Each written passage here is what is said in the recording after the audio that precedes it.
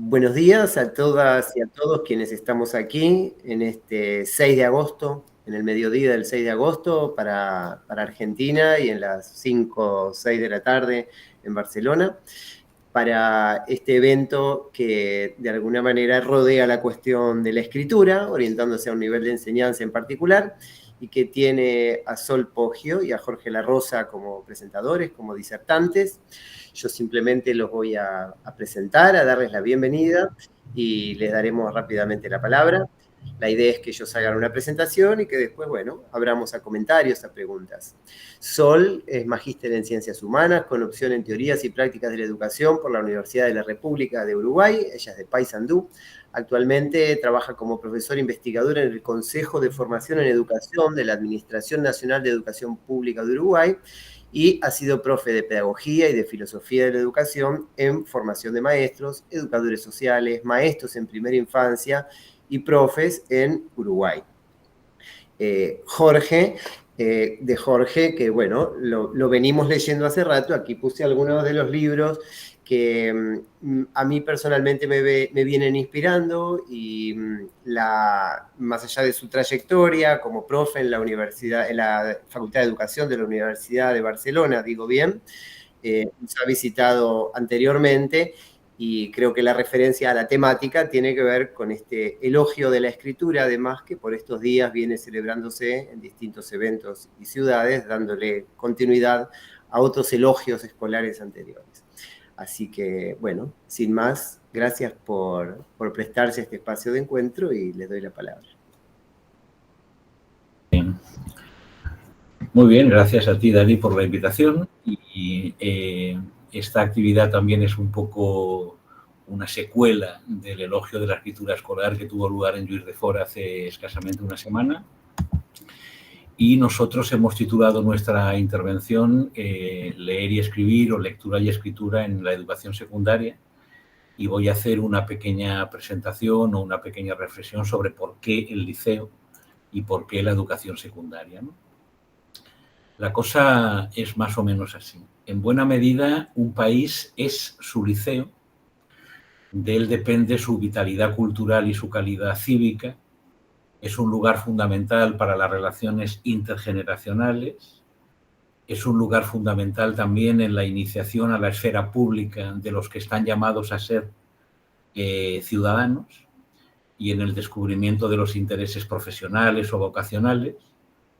Muchas personas, sobre todo de condición humilde, deben a su paso por la escuela pública y principalmente por el liceo gran parte de lo que son, y no son pocos los que lo recuerdan como un lugar de felicidad, tal vez porque fue allí donde, liberados de la constricción de las familias y de las exigencias del trabajo, vivieron la experiencia de ser estudiantes.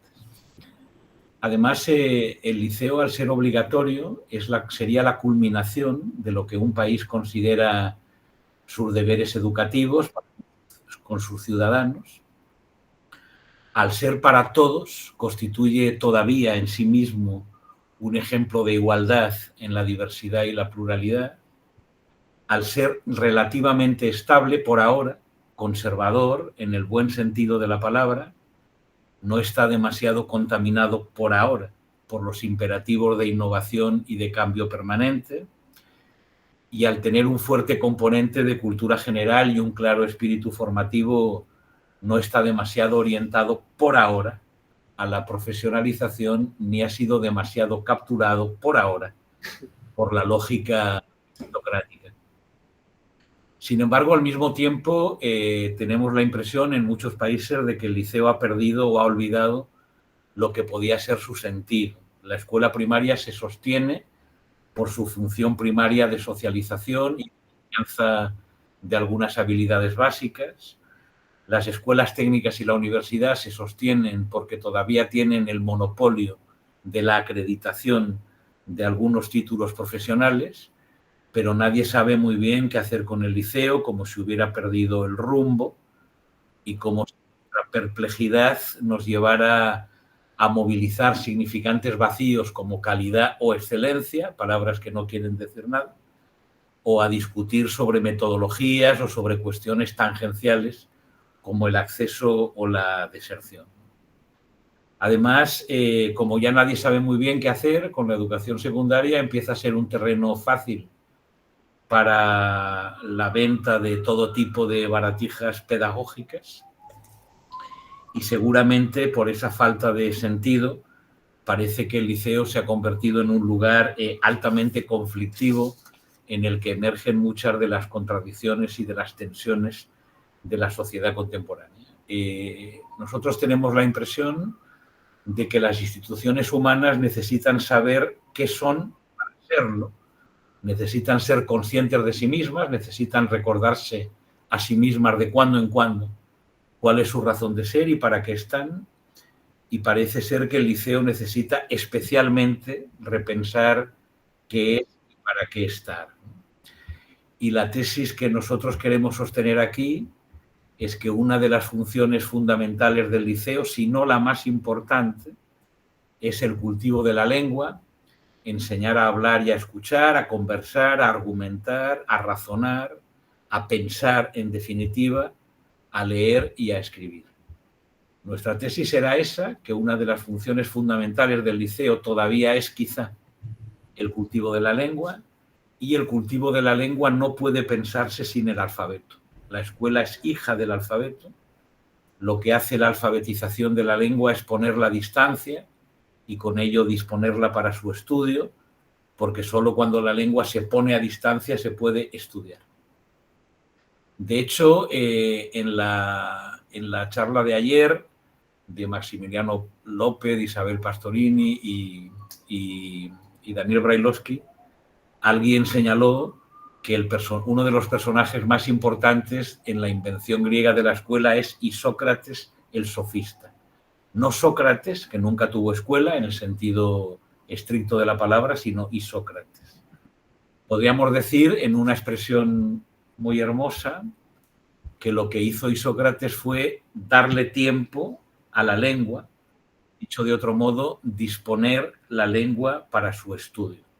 Lo que hizo fue escolarizar la lengua, desincrustar la lengua de las prácticas sociales en las que estaba embebida y llevándola a la escuela para convertirla en materia de estudio.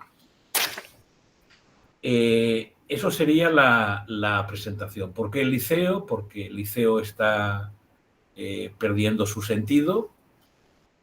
Queremos formular esa tesis como punto de partida, que una de las funciones principales de la educación secundaria, por algunas características que he señalado, tienen que ver con el cultivo de la lengua, y el cultivo de la lengua en la escuela no puede pensarse sino como lectura y escritura. Voy a hacer ahora un pequeño prologuito y luego entraremos más, Sole y yo, en lo que serían los asuntos que vamos a tratar. Ese prologuito podría titularse Alfabetización y anticlericalismo, y diría así.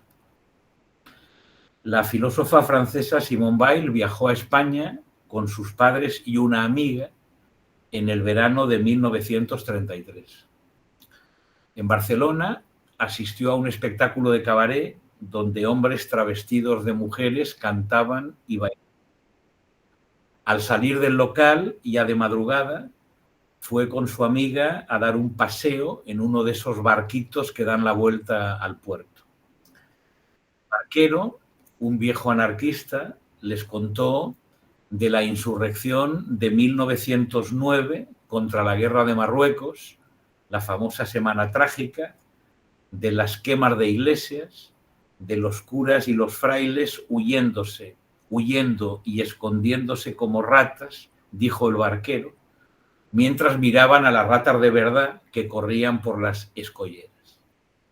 Cuando Simone Weil le preguntó al barquero qué es lo que tenían contra los curas para perseguirlos de esa manera, el barquero contestó: no nos enseñaron a leer como era su obligación. La Iglesia se había arrogado la tutela de los niños y de los jóvenes, pero el reproche no era la represión moral o sexual, o que enseñaran el conformismo social o político, o que fuera una escuela disciplinaria, autoritaria, opresora o clasista. El reproche fue que no hubiera enseñado a leer como era su obligación, y por eso sus representantes merecían castigo. Es posible que el barquero le contara después a Simón Weil y a su amiga de la represión que siguió a la revuelta, del fusilamiento del pedagogo Ferrer y Guardia, del cierre de las pocas escuelas no religiosas que había en la ciudad y de que había sido necesaria una revolución para que las escuelas por fin laicas y republicanas comenzaran a cumplir con su obligación. Es decir, había sido necesario una serie de luchas populares, sociales y políticas para que los hijos de los pobres pudieran ir a una escuela que por fin les enseñara a leer y a escribir. Como si enseñar a leer y a escribir hubiera sido quizá, desde la invención misma de la escuela, uno de los criterios fundamentales para determinar que una escuela lo es de verdad. Porque a lo mejor la escuela que dimite de la obligación de enseñar a leer y a escribir, o que subordina la alfabetización a otra cosa, que instrumentaliza la alfabetización, que convierte la lectura y la escritura en instrumento de comunicación, lo que hace es traicionar el corazón mismo de la escuela, su razón de ser, lo que hace que la escuela sea lo que es, en definitiva, su obligación pública. Si el no enseñar a leer o el no haber enseñado a leer y a escribir fue para el barquero una de las razones del anticlericalismo, a lo mejor una escuela que tampoco enseña a leer y a escribir es una de las razones para el anticapitalismo, para el anticapitalismo emocional o contra el capitalismo cognitivo que subordina la política al dinero y en el que la lengua se instrumentaliza como una competencia comunicativa. Este sería un poco el prologuito. La escuela no enseñó a leer y a escribir como era su obligación. Nosotros vamos a hablar un poquito ahora de su obligación, de cuál es su obligación. Y en ese sentido voy a hablar yo un poco de el tema del que yo voy a desarrollar, tiene que ver un poco con lengua, alfabetización, ciudadanía y democracia. Y a partir de ahí, a continuación, Soledad Poggio dirá algo sobre qué y cómo leer y también tal vez qué y cómo escribir, porque en la escuela, por definición, se lee escribiendo, es decir, se lee con un lápiz en la mano y la mayoría de los dispositivos pedagógicos de lectura activa tienen que ver con escribir la lectura, de alguna manera con escribir la lectura. Entonces, seguimos por ahí. El primer asunto será algo así como alfabetización y ciudadanía democrática. En la pequeña introducción que he hecho, cuando explicaba de por qué el liceo, por qué la educación secundaria, he dicho del liceo depende la calidad cívica de un país. He dicho el liceo es fundamental en la iniciación a la esfera pública de los que están llamados a ser sus ciudadanos. Y he dicho, es la culminación de lo que un país considera sus deberes educativos para sus futuros ciudadanos, partiendo de la base de que el liceo es o fue una institución fundamental en la arquitectura institucional democrática. Para recordar un poco esa idea, que el liceo fue una institución fundamental en la arquitectura institucional democrática o republicana, voy a leer una cita de José Pedro Varela, el artífice de la educación pública uruguaya, de un libro que se llama La educación del pueblo, de 1874, el capítulo 7, que se titula La educación y la democracia, y que comienza así. Si para el individuo y para todas las sociedades humanas la educación es de vital importancia, lo es más aún para aquellos pueblos que, como el nuestro, han adoptado la forma de gobierno republicano. Si la educación es fundamental para cualquier sociedad, lo es aún más para las sociedades que quieren ser democráticas. Y sigue así. La necesidad de educar amplia y razonadamente a todos los que están llamados a ejercer influencia en la dirección de los asuntos públicos como miembros activos de la comunidad. Me gustaría subrayar ese "están llamados". La necesidad de educar amplia y razonadamente a los que están llamados, ¿verdad? Aquellos a los que la República los llama, a los que están llamados a ejercer influencia en la dirección de los asuntos públicos como miembros activos de la comunidad. Y dice después, para establecer la República, lo primero es formar republicanos. Para crear el gobierno del pueblo, lo primero es educar al pueblo mismo. Para hacer que la opinión pública sea soberana, lo primero es formar a la opinión pública, y todas las necesidades de la democracia solo tienen un medio posible de realización: educar, educar, siempre educar. La escuela es la base de la República y la condición indispensable de la ciudadanía. He leído esta cita de José Pedro Varela de hace 150 años, para un poco como ejercicio también, para ver hasta qué punto somos capaces de mantener, quizá no esa retórica relativamente grandilocuente, pero quizás sí algunos de los principios que enuncia, como la relación casi constitutiva entre educación y ciudadanía democrática. O sea, si los jóvenes y los niños de las democracias están llamados a participar activamente de los asuntos públicos, esa llamada pasa por su escolarización y por la educación. La cita que he leído, que tiene 150 años, presupone que el compromiso escolar con la lengua y con la alfabetización es también un compromiso político con la democracia y con la ciudadanía, con la república en definitiva. Platón escribió en la República que la educación tenía que pensarse, escribió Platón, para niños que tienen que ser libres y temer a la esclavitud más que a la muerte. La educación está pensada en la polis griega para aquellos niños, ¿verdad?, que están llamados a ser libres. La pregunta sería, ¿a qué llama a los niños la democracia moderna? En la cita de Varela, ¿qué quiere decir eso de que los niños y los jóvenes están llamados a ser miembros activos de la comunidad? ¿Qué quiere decir eso de que están llamados a ser ciudadanos? ¿Y qué materias de estudio tienen que ver con esa llamada? Porque la democracia está basada en la confianza, seguramente infundada como todas las formas de confianza, ¿verdad? Está basada en la confianza, en la fe, de que es el diálogo igualitario entre los ciudadanos el que rige la ciudad.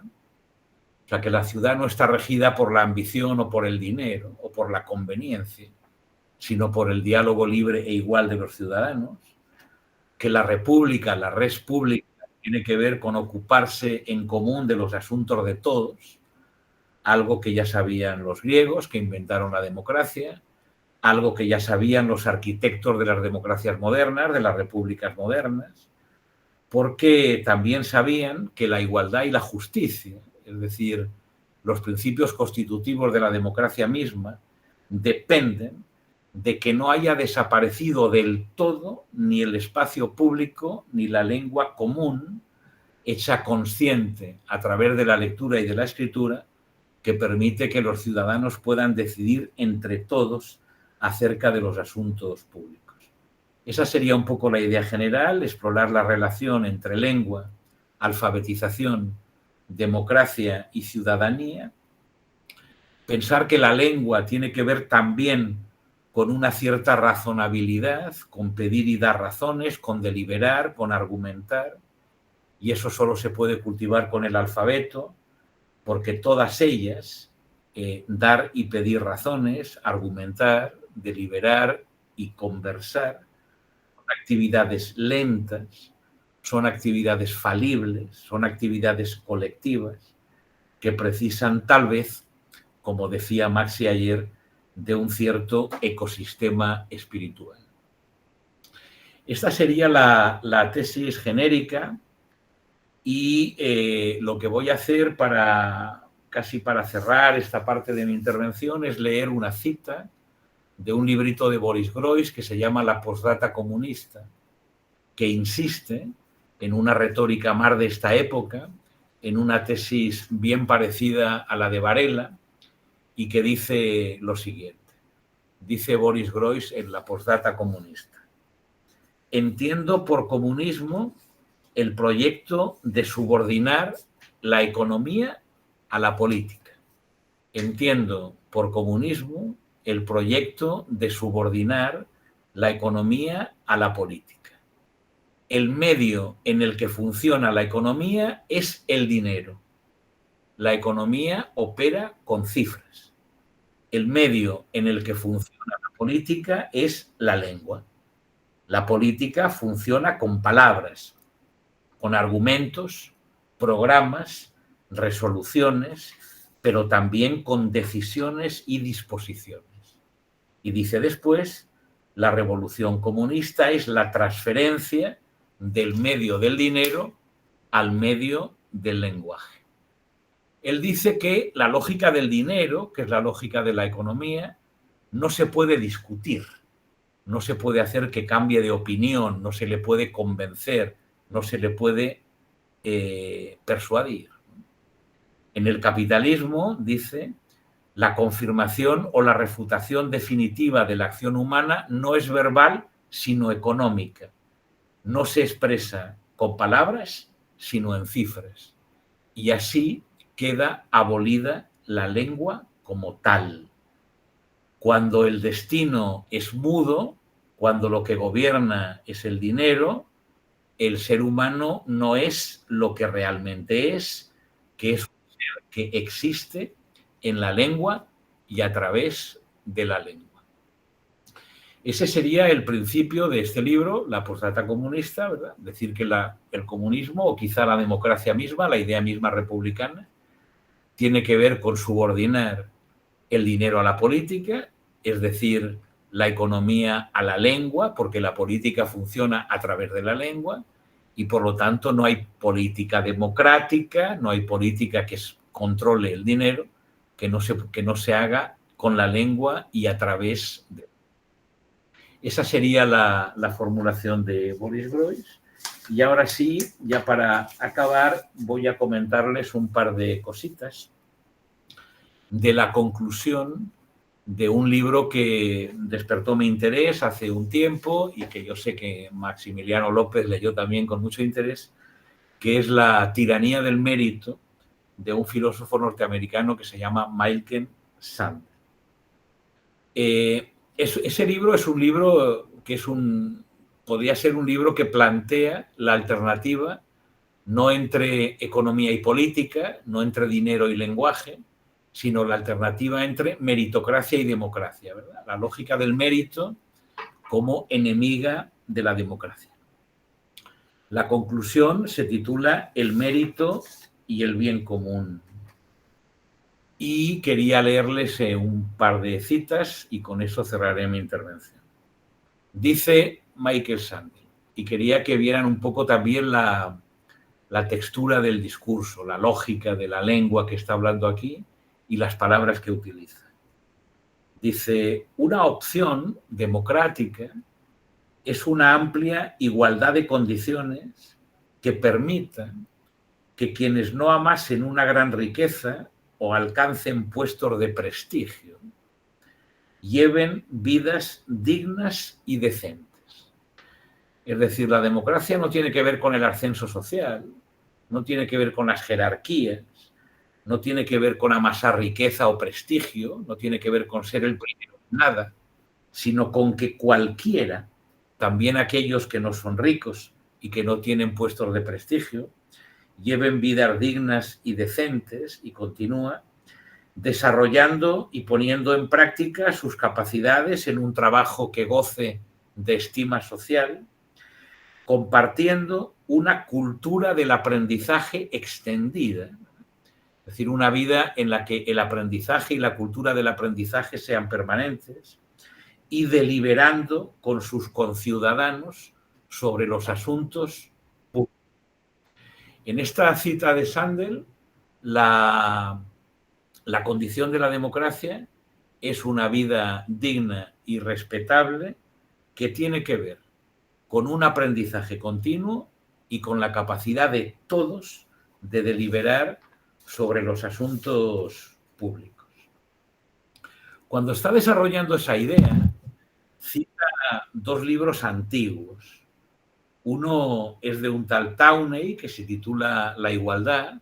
Son los teóricos de la democracia norteamericana a principios de siglo, donde dice lo siguiente: el bienestar social depende de la cohesión y de la solidaridad, implica un elevado nivel de cultura general, fíjense en esa expresión, abandonada, atacada por todas partes, un elevado nivel de cultura general y una fuerte conciencia de los intereses comunes. La felicidad individual no requiere únicamente que las personas tengan la libertad de ascender a nuevas formas de confort y distinción, también exige que sean capaces de llevar una vida de dignidad y cultura, tanto si ascienden como no. Una vida de dignidad y cultura, de dignidad y cultura, que implica las capacidades básicas para la participación en los asuntos comunes. Y para eso la cita utiliza esas dos palabritas viejas, antiguas, de cultura general, de las cuales el Liceo no era completamente ajeno.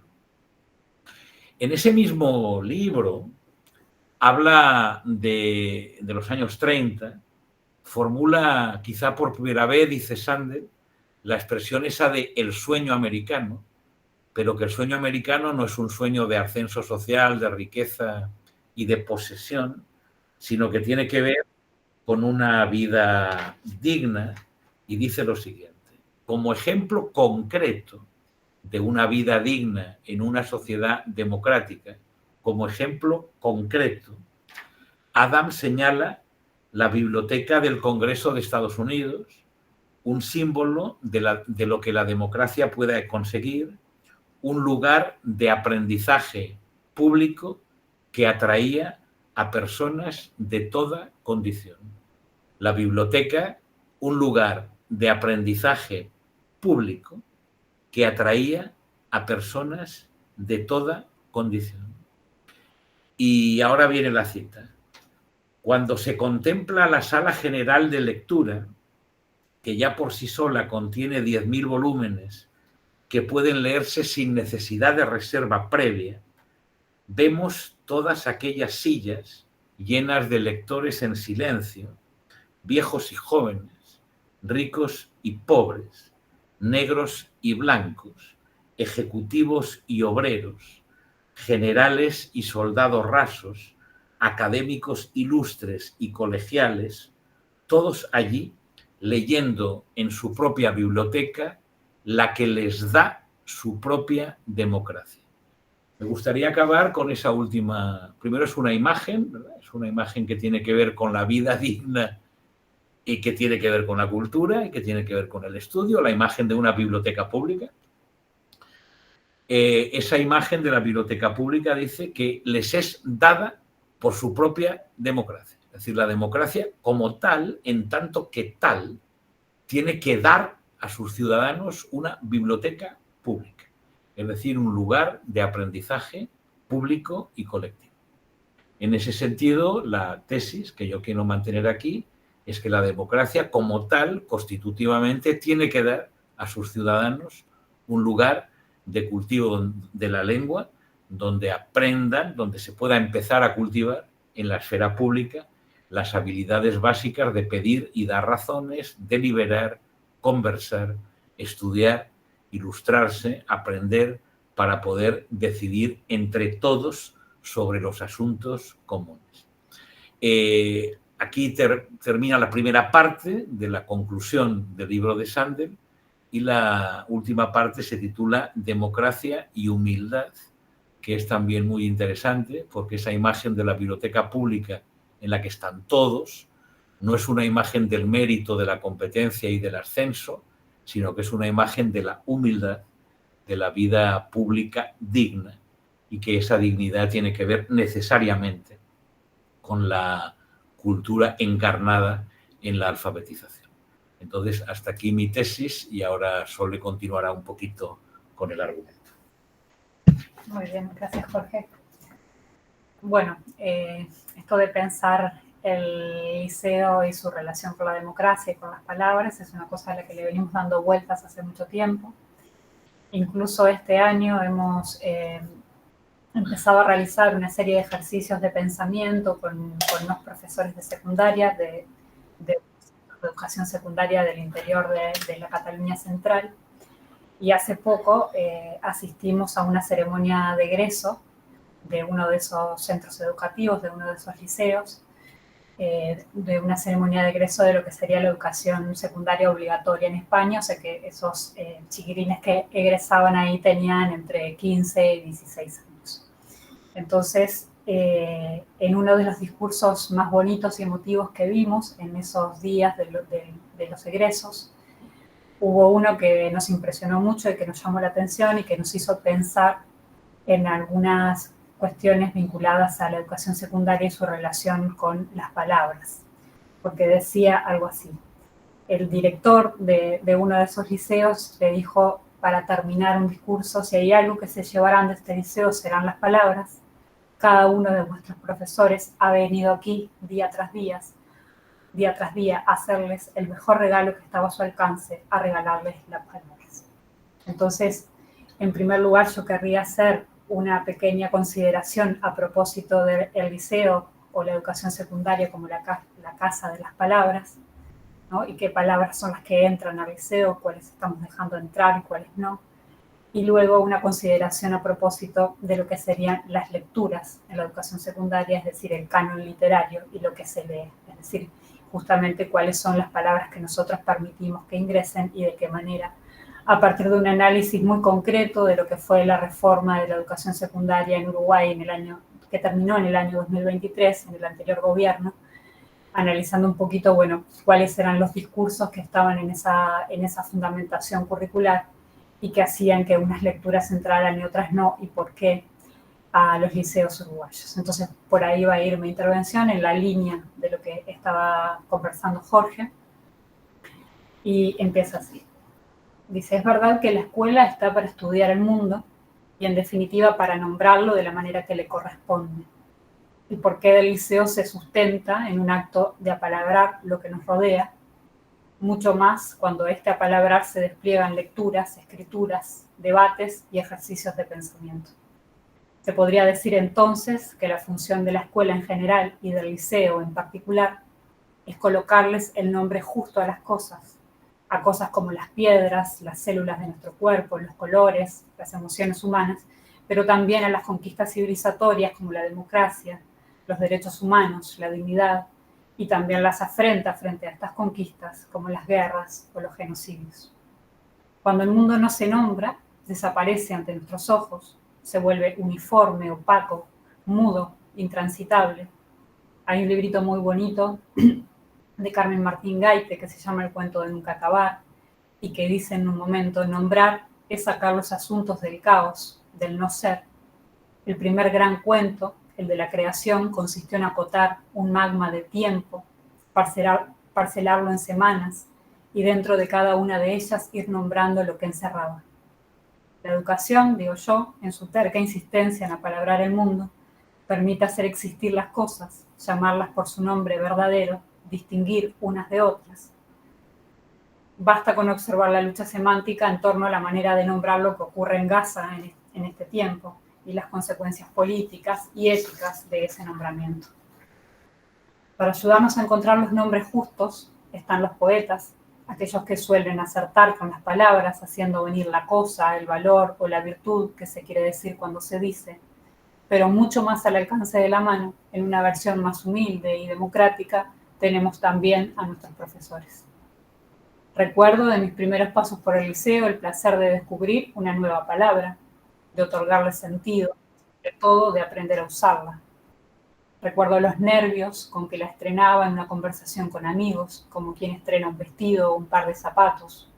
Andaba por la vida tan contenta con mis nuevas palabras, probándolas en la sobremesa de domingo, haciéndolas aparecer de pronto en frases más o menos elaboradas. Y poco a poco, mi mundo se iba haciendo más rico, más amplio, más luminoso, menos determinado, y yo me iba volviendo más libre. Todo esto sin salir del pequeño pueblo en el que había nacido, solo con hacer lo único que tenía que hacer a mi edad, con el regalo que me había dado una sociedad que pensaba generosamente que me correspondía tiempo para el estudio y una institución educativa donde hacer un uso provechoso de ese tiempo. Hace poco releí en realidad un libro que me gustó mucho de Luis Sagasti, que se llama Lenguas Vivas, y ahí se cuenta una historia muy bonita de un pueblo que vivía en la costa oriental del Mar Negro, hasta que fue expulsado por los zares luego de la guerra de Crimea. Su idioma, dice ahí Sagasti, era uno de los más difíciles del mundo, ya que contaba solo con 3 vocales y más de 80 consonantes. Luego del exilio, un lenguaje compuesto de casi un centenar de fonemas se fue simplificando y mezclando con otros idiomas, por ejemplo el turco, y dando lugar a la paulatina desaparición de las palabras.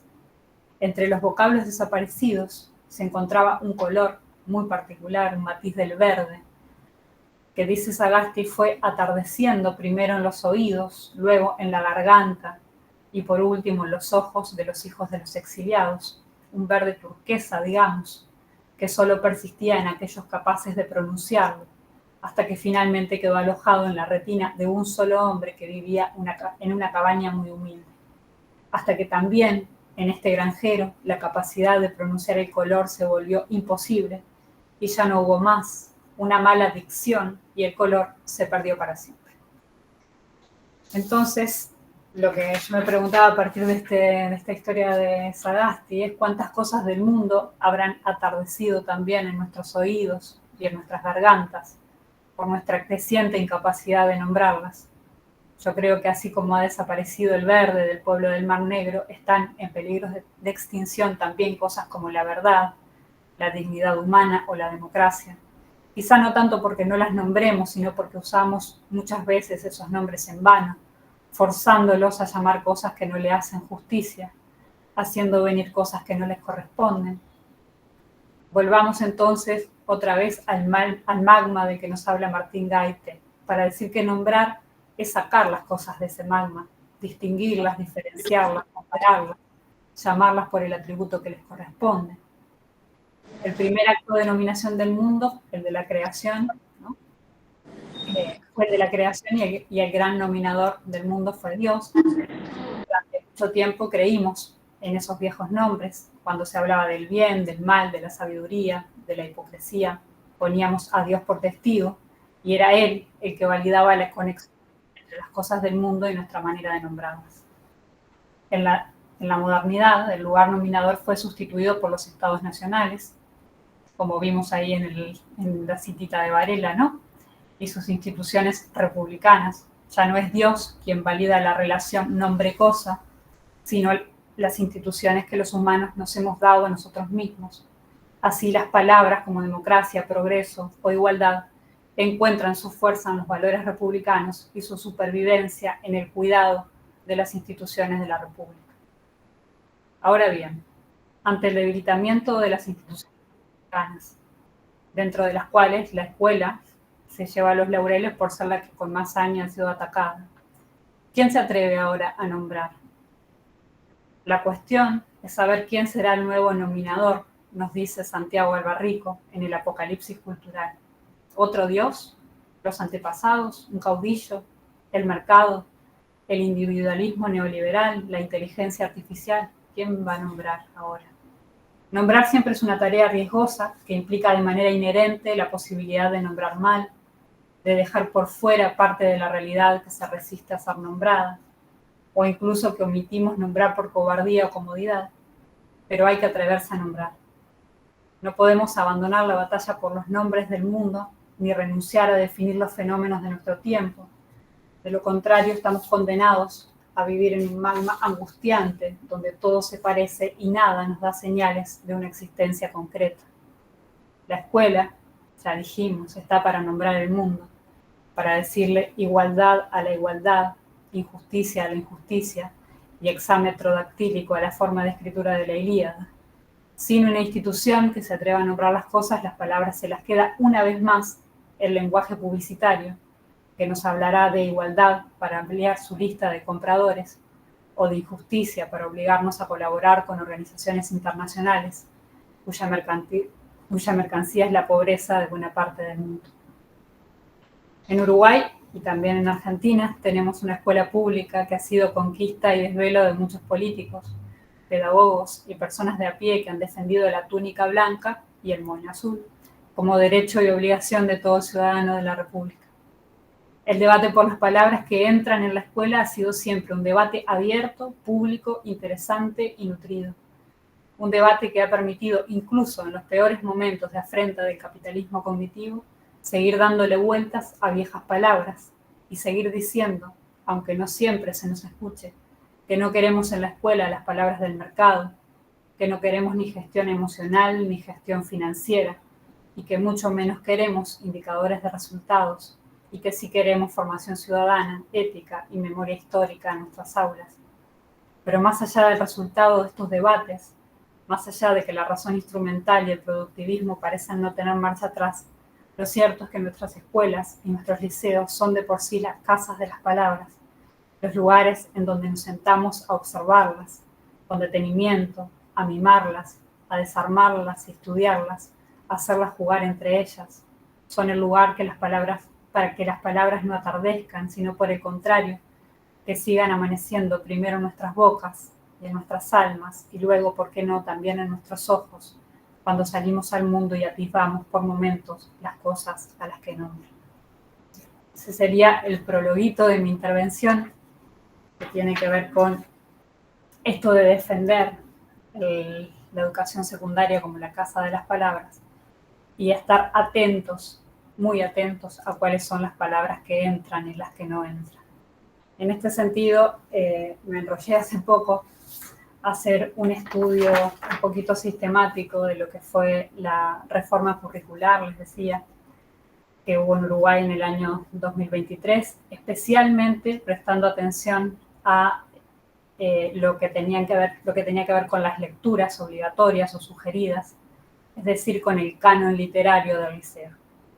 Entonces, como en realidad toda escritura escolar siempre parte de un texto, ¿no?, porque toda escritura escolar suele ser comentario de texto, suele ser reflexión a partir de un texto, hoy quería comentarles a ustedes qué pasa o qué está pasando con los textos en las escuelas, y específicamente en el Liceo Uruguayo a partir de esta reforma.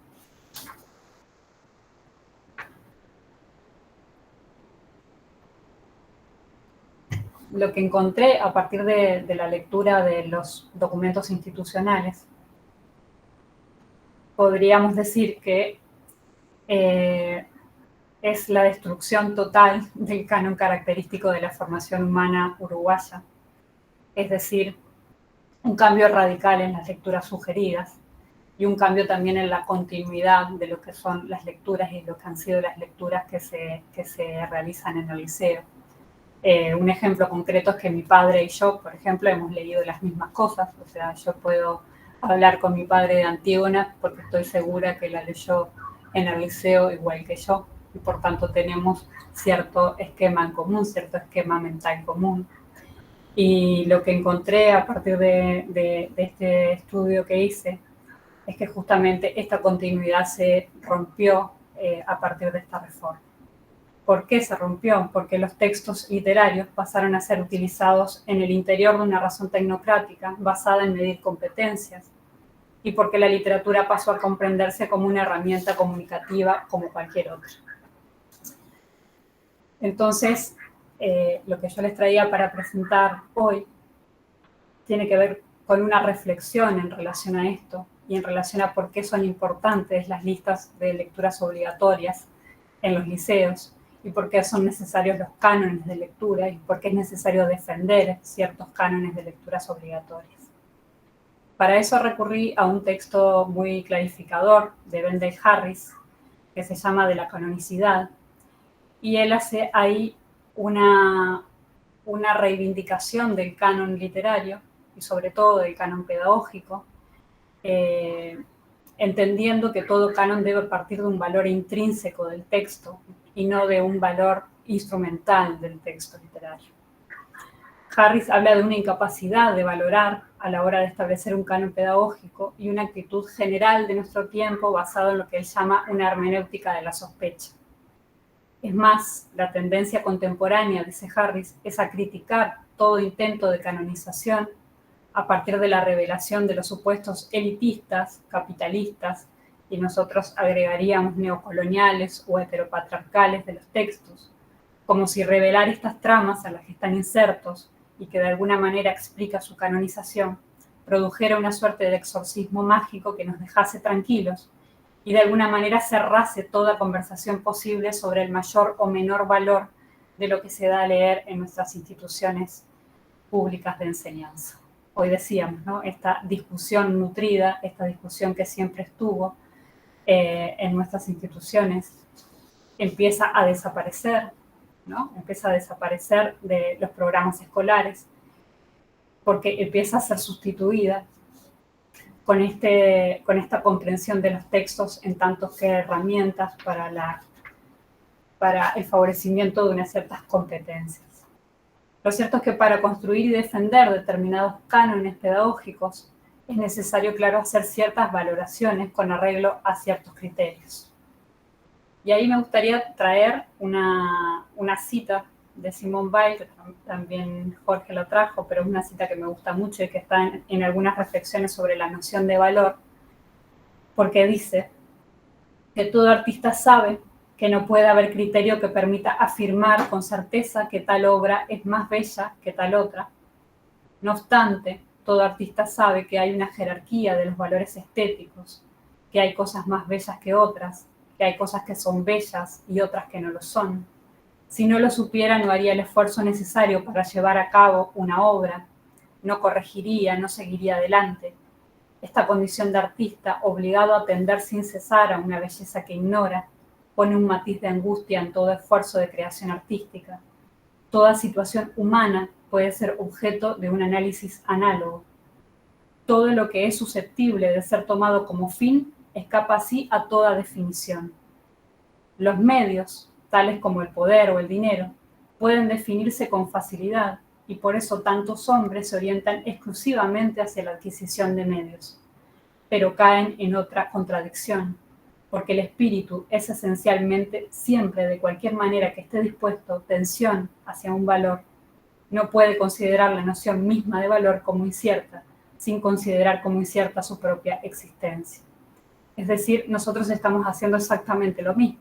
Cuando estamos entendiendo los textos literarios que ingresan al liceo como simples medios para la adquisición de ciertas competencias, estamos librando a la suerte la noción del valor y el poder jerarquizar unos textos sobre otros. Entonces, si variamos el razonamiento de Weil, podríamos decir que todo profesor sabe que no existen criterios claros que puedan establecer con certeza que un texto literario es más valioso que otro. Sin embargo, también todo profesor sabe que hay una jerarquía en el valor formativo de las obras. Si no lo supiera, no buscaría y rebuscaría año tras año en el océano de cuentos, novelas y poesías disponibles cuál es el texto más bello, con mayor fuerza, el que mejor es leído por sus alumnos, el que más cosas deja resonando en el aire, el que mejor se ajusta a un ideal de ciudadanía libre y responsable. No agregaría textos nuevos, no compartiría sus opciones curriculares con sus colegas en busca de complicidades y de nuevas ideas para el próximo curso. Es mucho más fácil eso definir los medios, cuáles son las capacidades humanas necesarias para la comprensión de estos textos, qué operaciones se derivan de su lectura. Es por eso, entre otras cosas, por la que los organismos públicos que legislan la educación obligatoria suelen caer en este facilismo, abandonando claramente la reflexión sobre los fines. Pero la propuesta que yo les traía es animarnos, siguiendo a Harris, a establecer algunos criterios de valor para decir cuáles textos podrían ser más valiosos que ingresen en el liceo y cuáles podrían ser más valiosos para que a partir de ellos podamos leer y escribir, que son las dos operaciones básicas del liceo. El primer criterio que trae Harris y que a mí me resultó muy interesante es la capacidad de un texto para proveer modelos ideales e inspiración. Y ahí basta con ir un poquito para atrás en la historia de nuestros dos países y ver cuáles eran las discusiones pedagógicas en nuestros centenarios o un poquito después, y las discusiones totalmente acaloradas sobre las lecturas que tendrían que entrar en los programas escolares y aquellas que no. En un texto del año 1941 que apareció en la revista Sur, Borges, por ejemplo, decía esto a propósito de algunos textos. Dice: nuestra república hasta ahora carece de libros canónicos. Los pedagogos quieren improvisarlos, porque suponen que las operaciones mentales son imposibles sin una tradición. A base de los remedios ocasionales de algunos escritores de Buenos Aires o de Montevideo, han inventado, decía Borges, la literatura gauchesca. Han abundado en controversias, en glosarios, en glosas, en biografías, en definiciones críticas. Adoran con particular devoción el Martín Fierro. Y dice él: pero el Martín Fierro nos propone un orbe ilimitadísimo, el orbe rudimental de los gauchos. Sus glosadores son apenas, lo temo, una especie más pobre de cervantista, votos de refranes, de coplas, de barbarismos ínfimos, de mediocres enigmas topográficos. No les importa lo importante, la ética del poema. Bueno, esta gente se enrollaba en dar la discusión sobre qué era lo que tenía que entrar o no en la escuela, no como texto. Borges estaba contra Cervantes, contra el Quijote y también contra la literatura gauchesca. Después cambia, ¿no? A lo largo del tiempo cambia. Pero en 1941 se anima con este texto criticando esta tendencia, no tanto en Montevideo como en Buenos Aires, a empezar a incorporar como una literatura nacional la literatura gauchesca. Entonces, yo lo que me quedaba pensando que, bueno, que podemos estar de acuerdo o no con la cita de Borges, pero lo cierto es que eran discusiones que abrían la conversación sobre cuáles podían ser los modelos posibles, los ideales, las tendencias hacia un valor u otro. Para Borges, por ejemplo, el mundo que abría la lectura del Martín Fierro era totalmente pobre y lo comparaba con el mundo que abría, por ejemplo, la lectura de Goethe para los alemanes o la lectura de Dante para los italianos, y decía que, bueno, que él no estaba de acuerdo con que se incluyera al Martín Fierro en las lecturas obligatorias. Si en cambio observamos los nuevos programas liceales uruguayos, veremos que esta discusión sobre el valor desaparece totalmente y es sustituida por una especie de papilla técnica que no enaltece ni un modelo sobre otro, un mundo sobre otro, una cierta lectura sobre otra. A la comprensión de la literatura como subsidiaria de las técnicas de comunicación se suman las expresiones de competencias y los logros que se esperan a través del tratamiento de los textos.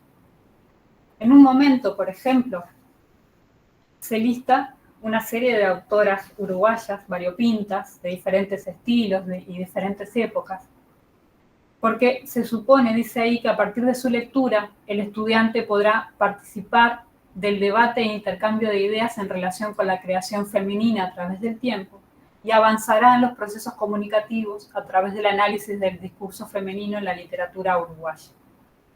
Es decir, el texto, cualquiera de los textos, cualquiera de las obras de estas autoras que aparecen así enumeradas y concatenadas de distintas épocas y de distintos momentos históricos de la literatura uruguaya, no dejan de ser artefactos que promueven una u otra competencia, pero cuyo valor intrínseco es indistinto. O sea, si se pone un texto u otro, da lo mismo, pareciera. Mientras sea un texto de una mujer, para la competencia que se quiere enseñar o que se quiere promover, da lo mismo que sea un texto que otro.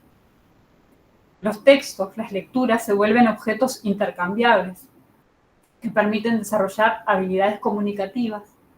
Yo me preguntaba aquí, imagínense los amantes de la literatura, Goethe, Cortázar, Mishima, Bonetti, tratados como meros artefactos comunicacionales, como meras mediaciones para la adquisición de competencias de comprensión, ¿no? la lectura entendida como mera decodificación o como algunas competencias de expresión dentro de las cuales la escritura es una más y no la más importante.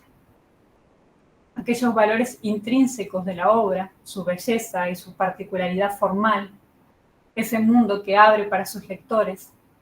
Un goetheano es una persona interesada en el universo, interesada en Shakespeare y en Spinoza, en Macpherson Ocean y en Lavater, en la poesía de los persas y en la conformación de las nubes. Decía todo esto Borges, ¿no? El mundo que abre Goethe no es solamente Goethe, sino todo lo que Goethe abre, pareciera dar igual.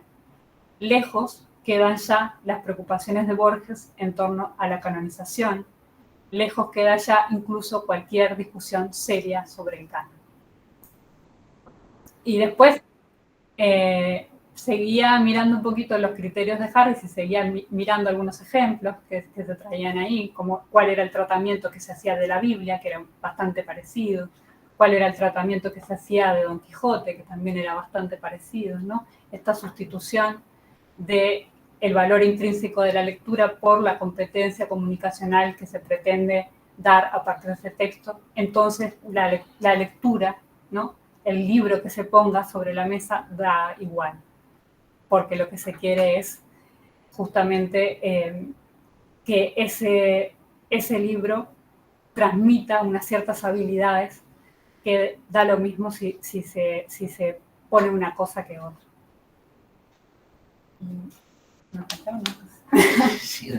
Me faltó el cierre. El historia de los dragones. Bien. Voy a tener que cambiar un poco de postura porque la impresora no me imprimió el final, pero lo voy a leer desde aquí.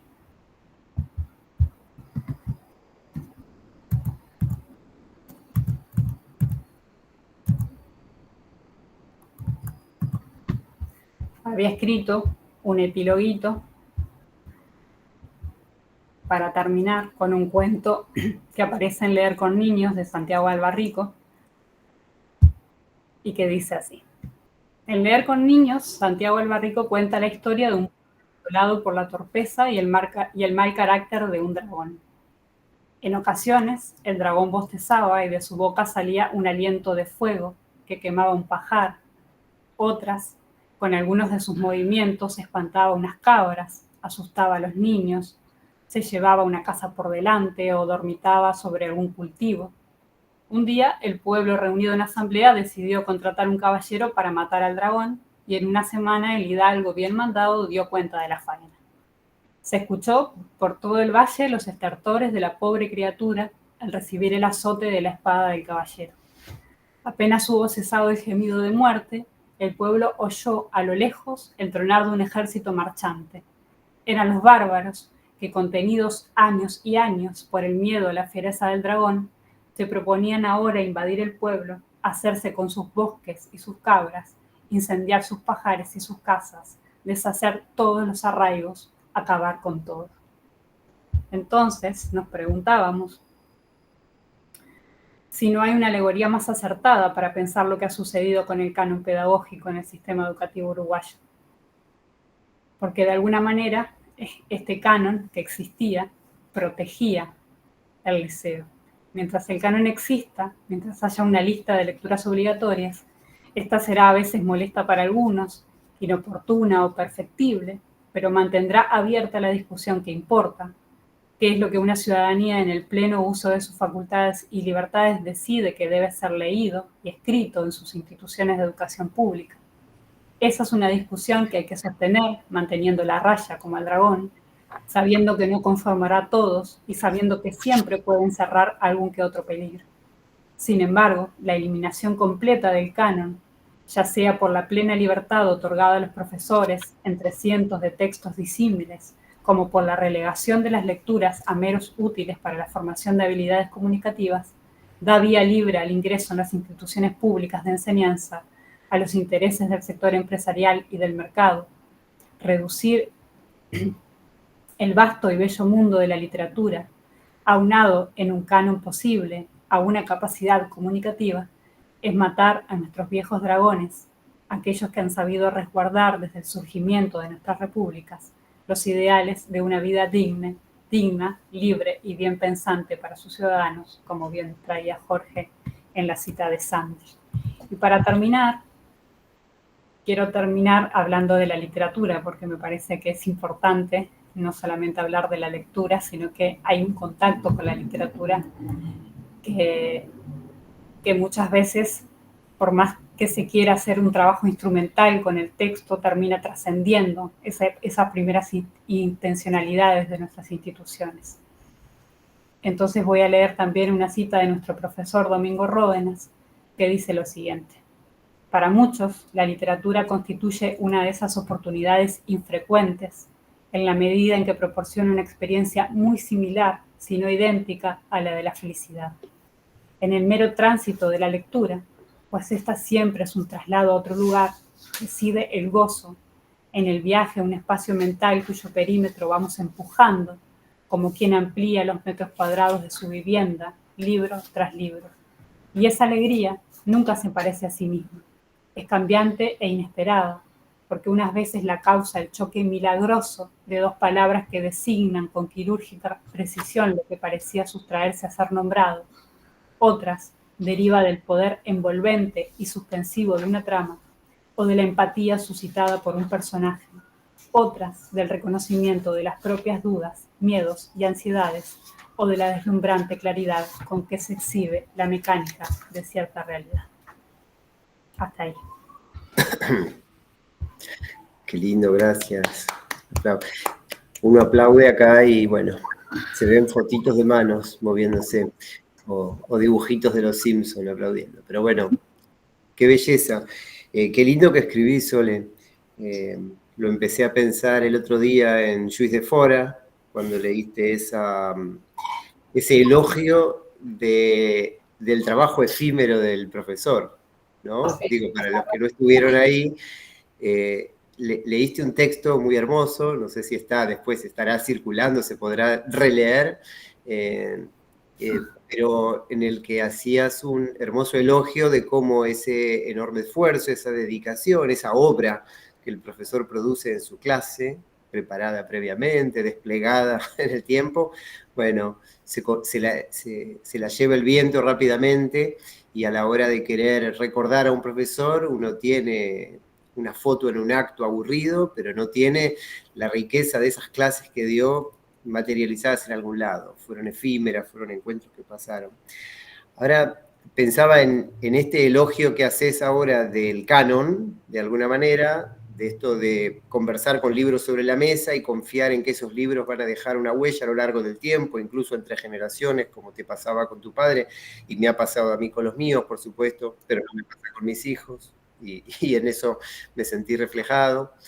En esa operacionalización de las lecturas, subrayé algunas cosas en estas intervenciones que me gustaría simplemente compartir hasta que abramos a quien tenga ganas de comenzar a comentar, a preguntar. Voy soltando algunos de mis subrayados, ¿no? Esta idea de que las escuelas son las casas de las palabras, esas instituciones que son en Uruguay la túnica blanca y la moña azul. Bueno, en Argentina no tenemos moña, pero tenemos túnica y le decimos delantal o guardapolvo. Este señalamiento sobre algunas cosas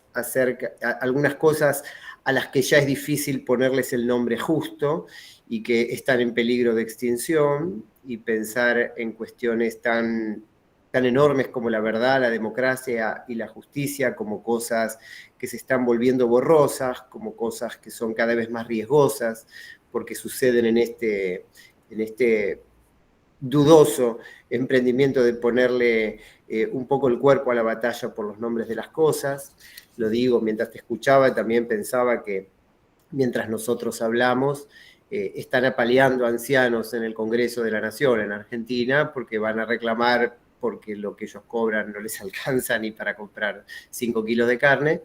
Entonces, hay algo del orden de, mencionaste Gaza en algún momento, pero digo, a la vuelta de la esquina todo el tiempo estamos viviendo cosas que también a mí me llevan a preguntarme, pensando en aquella en aquella referencia a la relación entre, bueno, educación y ciudadanía democrática que traía Jorge a partir de la cita de José Pedro Varela, pero que también nos podría remitir en el contexto argentino, leyendo Civilización o Barbarie de Sarmiento, con todas las distancias que hay entre nuestros próceres educativos, pero eran épocas de ideales fuertes, en los que la escuela se veía con esa imagen institucional tan imponente que después ha generado idas y vueltas en las críticas y en los elogios, ¿no? Pero digo, ¿qué relación hay, llevando esa pregunta a esta preocupación más contemporánea, entre nuestra cultura letrada, nuestra capacidad de abrazar una relación con los textos, con los cánones, con ese ponerle el nombre justo a las cosas, etcétera, y nuestra capacidad de abrazar ideales democráticos, valores solidarios, que tengan más que ver con el sonido de esas palabras de Boris Groys, ¿no?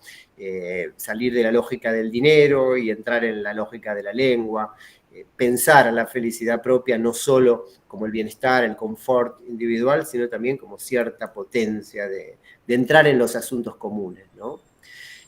Cuando yo volvía en el auto, me llevó Maximiliano López al aeropuerto de Río de Janeiro para tomar el vuelo de regreso la semana pasada, y yo decía, bueno, vuelvo a la Argentina, donde me voy a encontrar con todas estas cosas que nos revuelven el estómago, y yo planteaba algo así como, bueno, si ya desde la tierna infancia, en la cuna o en el cochecito, los niños están tentados de mirar cualquier cosa, menos a su alrededor, y están con un celular en la mano, y si cada vez menos las escuelas están funcionando como espacios en los cuales la institución escuela, con esto de ordenar los nombres de las cosas y buscarles nombres justos a las cosas, en qué se va a convertir la participación democrática, la vida en común.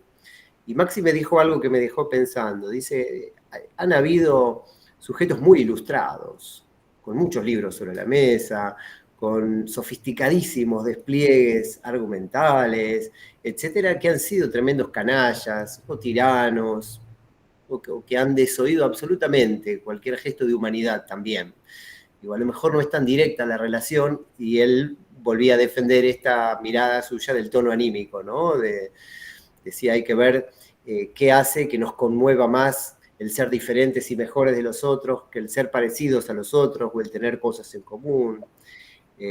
Bueno, hay algo de este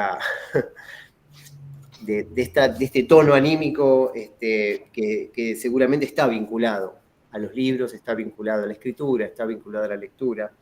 Pero bueno, me resonaban por ese lado los subrayados y las ideas con las que escuchaba. No sé si tiene ganas alguien de los aquí presentes de levantar la mano, de hacer un comentario, de hacer una pregunta.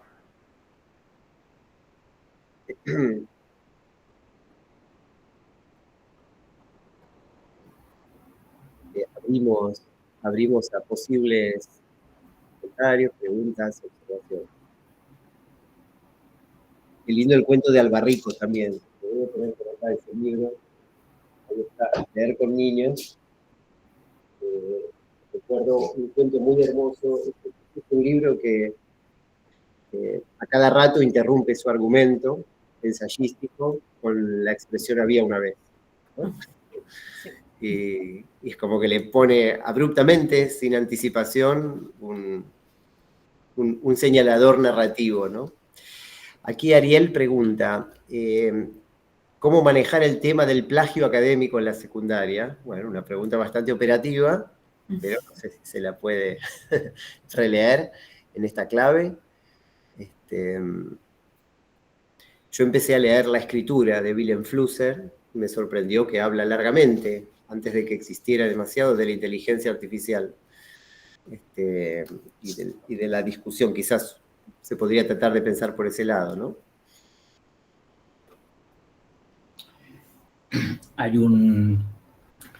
Yo vi con cierto interés, cuando estábamos preparando nuestra intervención para el elogio de la escritura escolar, un libro de un filólogo francés que se titula La revolución técnica de la gramatización. Y el tipo viene a decir que en relación a la lengua hay como 3 grandes revoluciones, ¿no? Si nos tomamos en serio que, como decían los griegos, que el animal que somos es lo que es porque habla, ¿verdad? El animal que tiene la facultad de la palabra. Hay 2 o 3 revoluciones que tienen que ver con el modo de darse la palabra. La palabra no se da de la misma manera en un mundo oral, que en un mundo alfabético, que en un mundo con celulares o sin celulares. Por lo tanto, no sería tanto la cuestión de humanización y lenguaje, como la cuestión de humanización y los modos particulares de darse la lengua. Entonces, Arú viene a decir que la lengua primero se alfabetiza, es decir, se convierte en visible, se puede escribir y por lo tanto se puede poner a distancia y se puede estudiar. Después se gramatiza, analiza la época en que se constituyen las gramáticas de las lenguas romances, del castellano, del portugués, del italiano, más o menos en la época de Nebrija, más o menos en la misma época.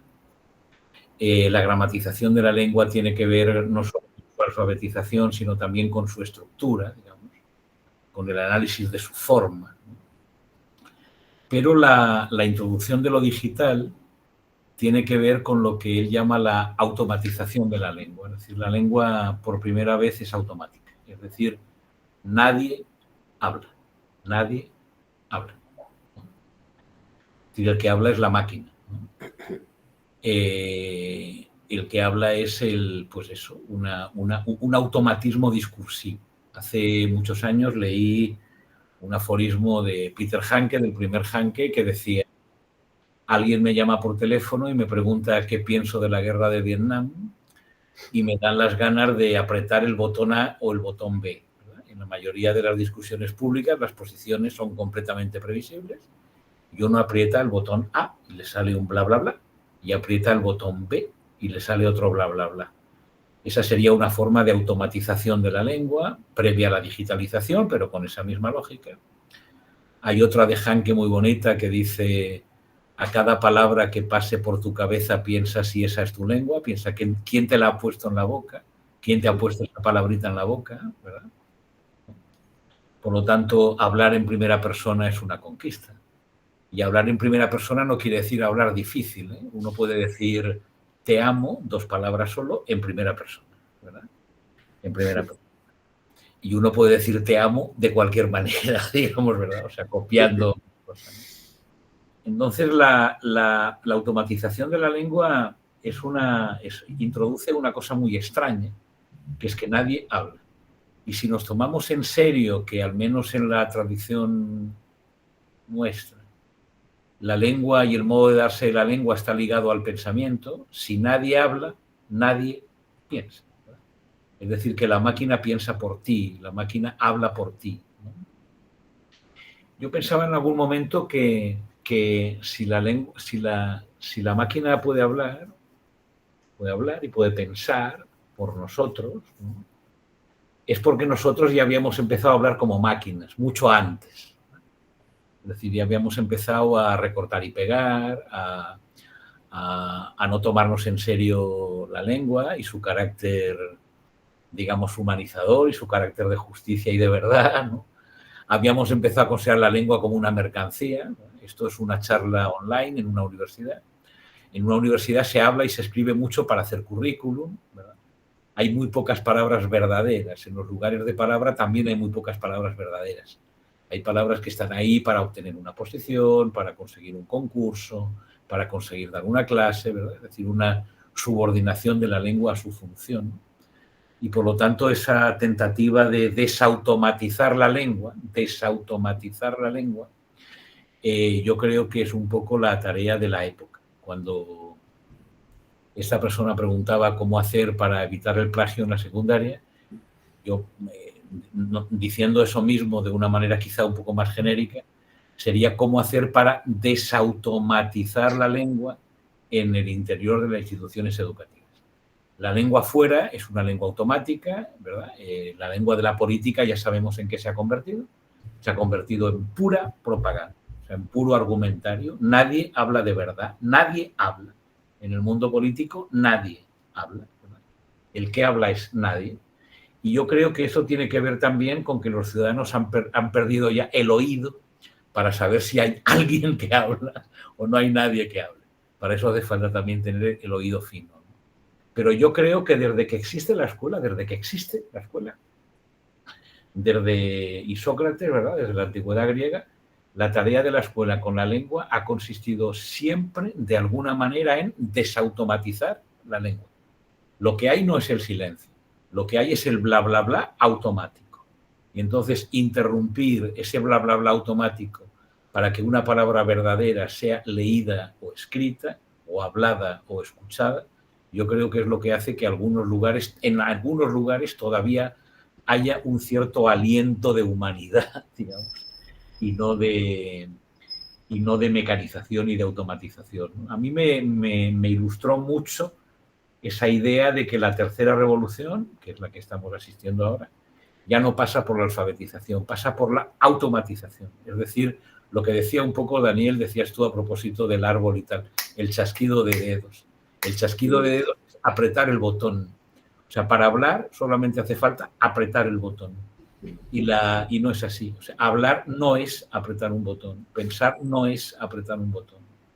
Entonces, a mí bueno, si yo he centrado un poco mi intervención en la cuestión de la cultura democrática, ¿no? ¿Qué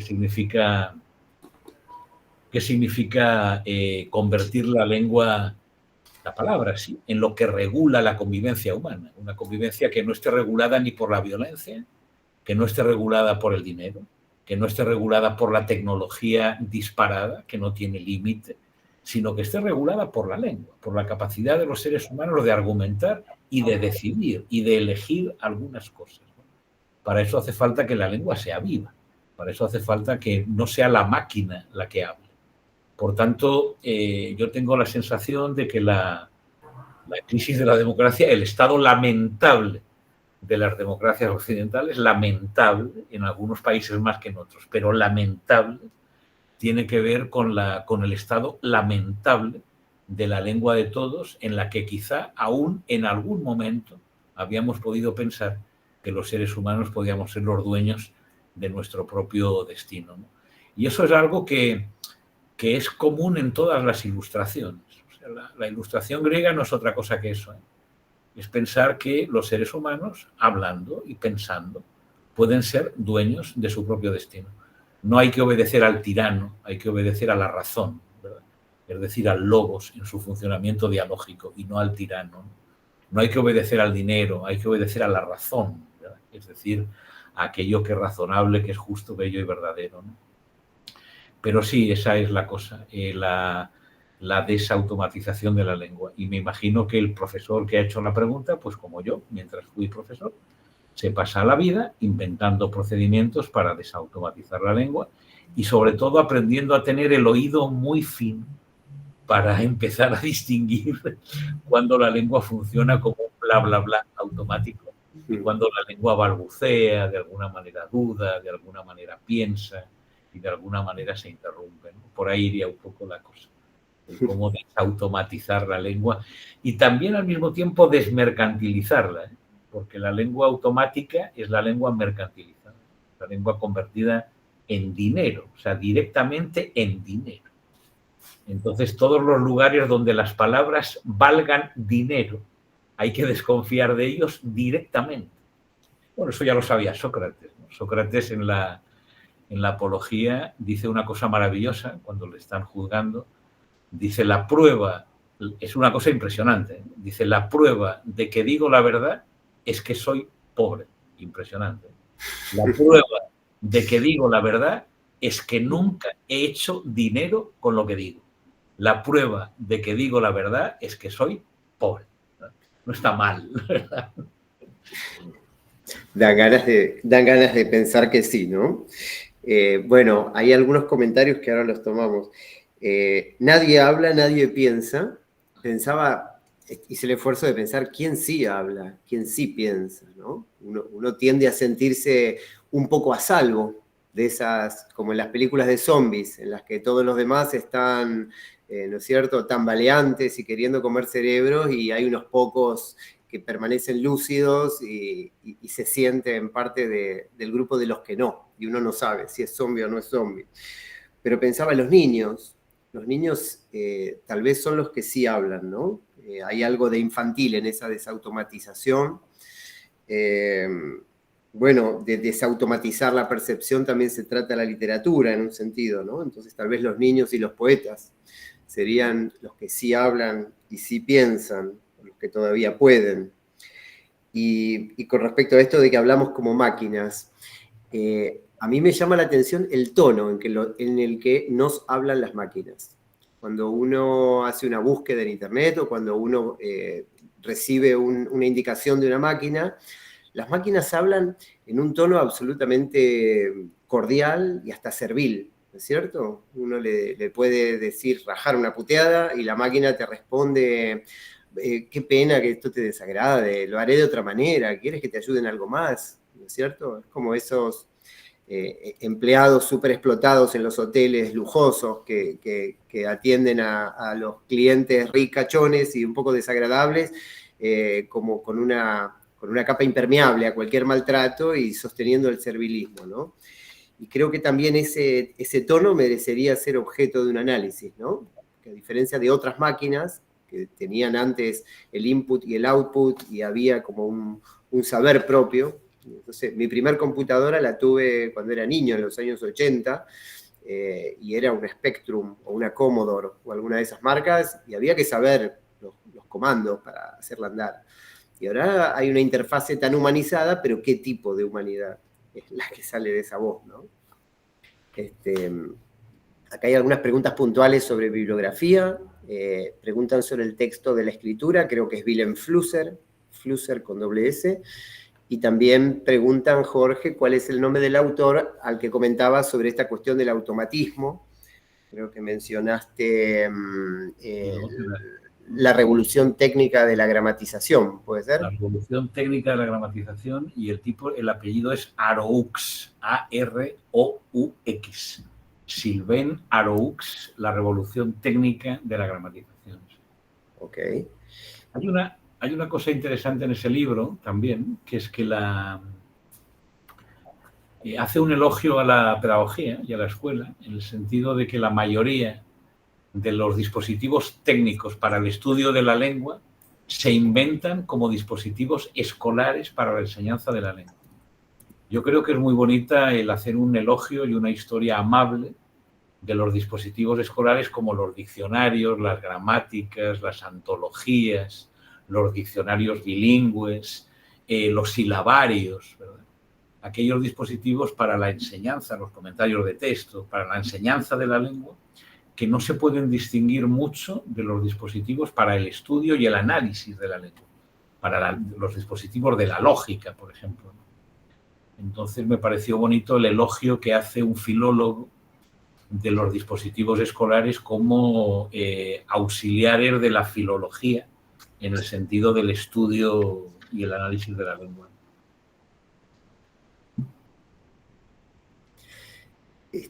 Aquí María Mercedes se pregunta si en la base de estos problemas no está la pereza. Trae esa palabra.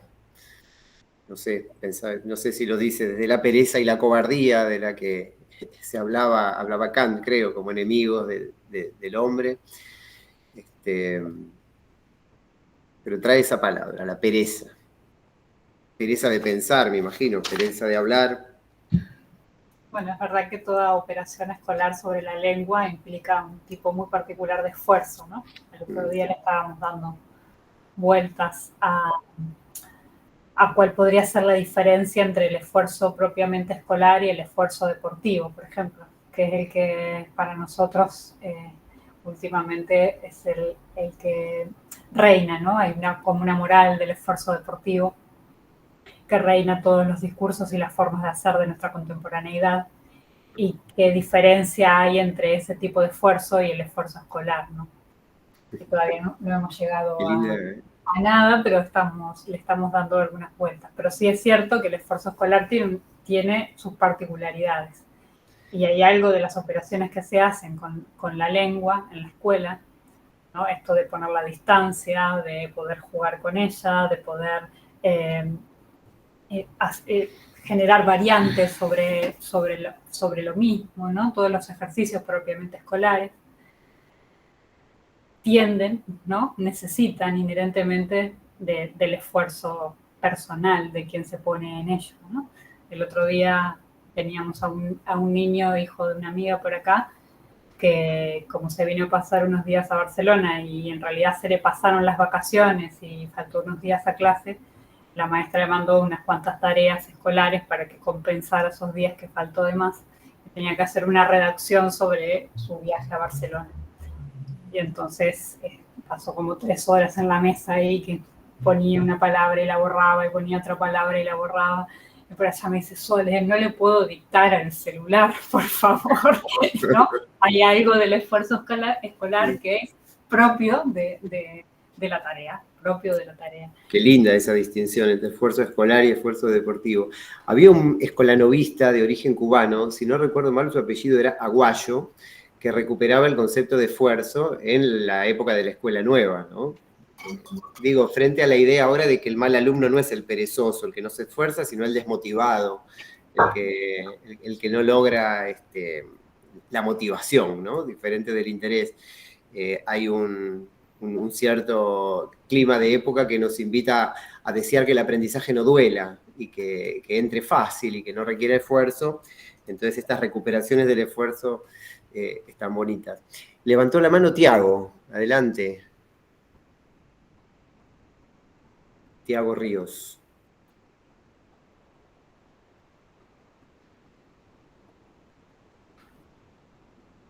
Buenas, disculpen. Hola, Tiago. ¿Cómo van? Muy bien. Quería agregar a lo que estaban mencionando por ahí, que me parece muy interesante en general todo. Me parece que en los tiempos por ahí que vivimos y hablando un poco de la pereza de pensar y de la manera que por ahí pensamos, estamos también en un contexto en el cual todos queremos enseñar, todos queremos saber, pero que poca gente o casi nadie se detiene a aprender, digamos. Poca gente quiere aprender. Y todos sí quieren enseñar. Y agrego a eso, también cuando uno se detiene a pensar, hoy decían, bueno, lo que nosotros hacemos es algo lindo porque pensamos dentro de todo el caos, un término que utilizo nomás, que hay de tenernos a pensar, diría Esquiliar, ¿de qué lugar nos jactamos, de qué soberbia nos jactamos de que sí somos nosotros lo que somos diferentes de algún modo? Y creo también que con las nuevas tecnologías, dentro de lo que es ya la psicología, nace un nuevo yo, ¿viste? En la psicología como que hay un nuevo yo, una nueva persona, ¿viste? Que actúa de manera distinta de lo que generalmente por ahí se actúa en una vida real, pongo entre comillas. Y eso quería agregarles, compañeros.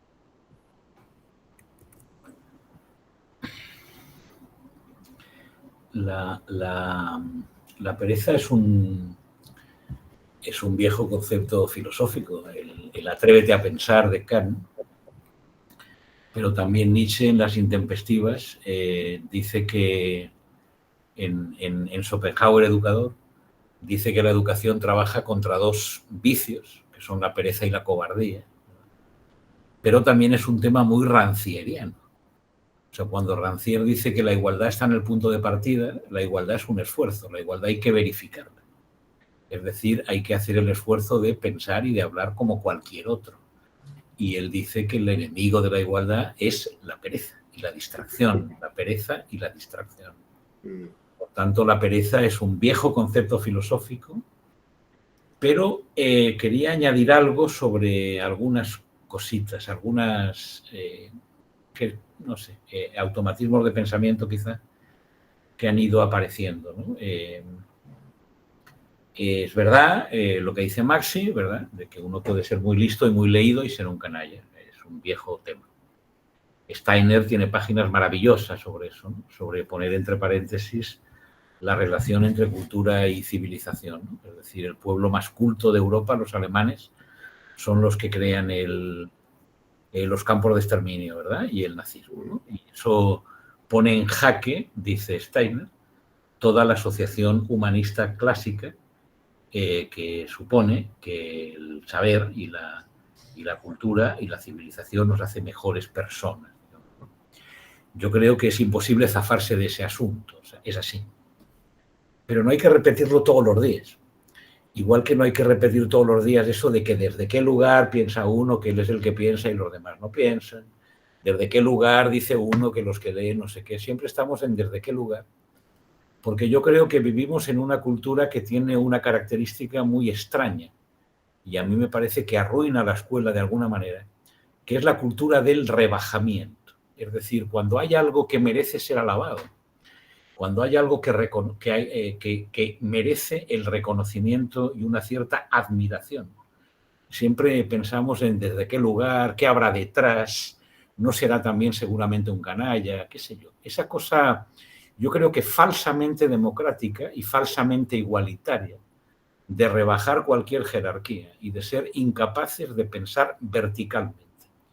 Entonces, es verdad que hay gente que ha leído mucho y son unos canallas, pero es verdad que hay gente que habla muy bien, que escribe muy bien, que piensa muy bien y que merece nuestro reconocimiento y que merecen que le dediquemos tiempo a aprender de ellos y no pensar que somos nosotros los que lo sabemos todo.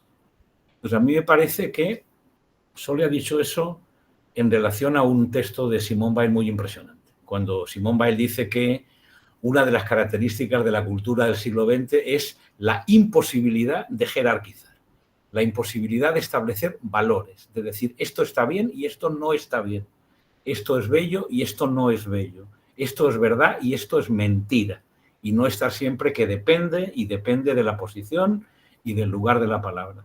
Pues a mí me parece que estamos en un momento en el que la incapacidad de pensar verticalmente, es decir, de pensar que uno puede mejorar y de que hay personas que son mejores que uno y de que hay cosas que son más grandes que uno y de que de esas cosas vale la pena aprender, me parece que eso es casi constitutivo de la misma idea de educación que tiene que ver con que las personas pueden ser mejores de lo que son en todos los sentidos y las sociedades también pueden ser mejores de lo que son en todos los sentidos.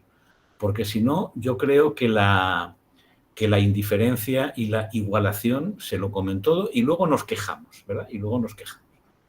Entonces yo creo que está muy bien, ¿verdad? No todo es solo lo que reluce, qué habrá detrás, seguramente también no sé qué, pero ¿por qué nos cuesta tanto alabar? ¿Por qué nos cuesta tanto mirar hacia arriba? ¿Por qué nos cuesta tanto aprender de la literatura obligatoria y pensar que hay textos que son mejores que nosotros y que merecen atención, respeto, tiempo y paciencia, ¿no? Con eso, quizá un poco enfáticamente, quería terminar. Que no es un comentario a lo de Maxi, ¿eh? Ya digo que lo de Maxi es una cosa que no se puede obviar. O sea, que el pueblo más culto de Europa es el que inventa el nazismo, no se puede obviar, no se puede obviar. O sea, que esos tipos escuchaban a Mozart y leían a Goethe y luego iban al campo de exterminio a abrir la espita, no se puede obviar. El ejército israelí que está matando niños en Gaza son licenciados todos. O sea, han estudiado los chicos. Eso no se puede obviar. Son unos canallas y han estudiado los chicos. Eso no se puede obviar. Pero eso no quiere decir que seamos, que todo se rebaje a la misma zafiedad y a la misma cosa, ¿no? Eso a mí personalmente me irrita un poquito, ese tonito de suficiencia, de no ser capaz de alabar, de reconocer, de que hay cosas que son mejores que nosotros, ¿sí? Mejores que nosotros, ¿sí? Que no somos la medida de todas las cosas. Bueno, también antes hablábamos no de la diferencia entre más o menos lectura, más o menos cultura letrada, sino en algo que tenía más que ver con la modalidad, con este automatismo, ¿no? Digo, si uno piensa en la relación que de cierta generación tuvimos con lo común, con lo público, con la política, por ejemplo, y los espacios eran las asambleas, o los espacios eran los folletines, o las revistas universitarias. Ahora el espacio de participación en lo público de muchísima gente es ponerle me gusta a una publicación o hacer un comentario, un insulto frente al otro que no le cae bien. Se ven como reducidos, ¿no? Y tal vez, bueno, la relación... Alejandro Dolina dice que la gente no quiere leer, pero quiere haber leído. ¿no? Quiere poder decir que leyó, o quiere haber tenido la experiencia de leer, pero no transitarla, ¿no? Como que hay una falta de disfrute, hay una deserotización en esa automatización también. Bueno, quizá ahora ya ni siquiera, ¿no? El otro día una amiga nuestra, argentina, que da clases aquí, nos contó lo siguiente. Sus alumnos obviamente no leen nada, ni quieren leer, ni quieren haber leído siquiera, ¿eh? Están muy orgullosos de su propia ignorancia, muy orgullosos, porque todo lo otro les parece elitista, pretencioso, muy orgullosos. Entonces, nuestra amiga Lu les preguntó que por qué no leían. Y los chicos le dicen, no, es que el instituto nos enseñó a odiar la lectura. Eso es mentira. O sea, ¿quién coño puso en su boca que el instituto les enseñó a odiar la lectura? Hay muchísima gente que se la pasa repitiendo que el instituto enseña a odiar la lectura y los chavales lo aprenden. Mi hermana fue profesora de instituto, todos conocemos a muchos profesores de secundaria de lengua y literatura y no enseñan a odiar la lectura. Eso es mentira. Después Luciana les pregunta, bueno, ahora que sois mayores y que ya no hay lecturas obligatorias y que podéis leer lo que queráis, ¿por qué no leéis? ¿No? Ahora que ya no hay un profesor autoritario, rancio, que te dice lo que tienes que hacer, ahora que ya sois mayores, ¿por qué no leéis? Dice, no, es que yo me va muy bien en la vida sin leer y no tengo ninguna necesidad ni ningún interés. Por tanto, yo creo que Dolina está un poquito antigua. O sea, el problema de ahora es el orgullo de la ignorancia. O sea, la ignorancia así como orgullo, casi como principio incluso de igualdad, digamos, ¿no? Incluso de... Sí, o el derecho a la pereza también, que bueno, ese tiene ribetes filosóficos interesantes, pero desde una visión más actual, quizás no va por ese lado. Bueno, si les parece bien, por una cuestión de horario, vamos dándole una conclusión, no sé, salvo que alguien tenga algo incontenible que quiera decir y no quiera que quede por fuera. Ahí, bueno, veo cucuruchitos voladores. Bien. Bueno, obviamente nos vamos a ir con una canción, como debe ser, y la canción que elegí para este final es una canción interpretada en este caso por Serrat, otro catalán, y que creo que su referencia al poder de la palabra y al poder de la poesía particularmente tiene algo. Nada se espera, personalmente exaltante, más se palpita y se sigue más acá de la conciencia, ciegamente existiendo, ciegamente afirmando, como un pulso que golpea las tinieblas. Cuando se miran de frente los vertiginosos ojos claros de la muerte, se dicen las verdades, las bárbaras, terribles, amorosas crueldades,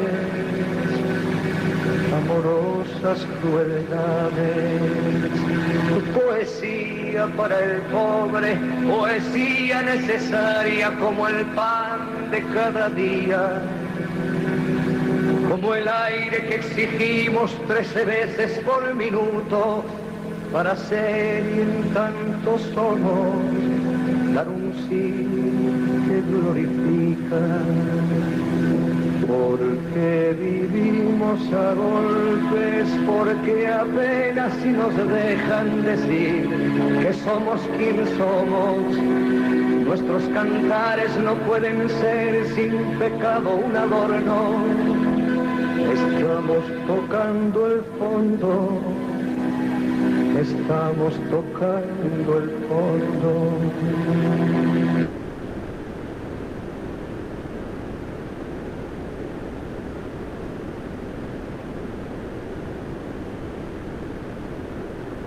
Bueno, nos vamos entonces maldiciendo con Celaya, con Paco Ibáñez, con Serrat, la poesía que sea sin pecado un adorno. Y ojalá que no estemos tocando fondo. Gracias por la invitación. Bueno, que tengan hermosos días. Gracias. Igualmente. Hasta la vista, hasta la próxima, Daniel.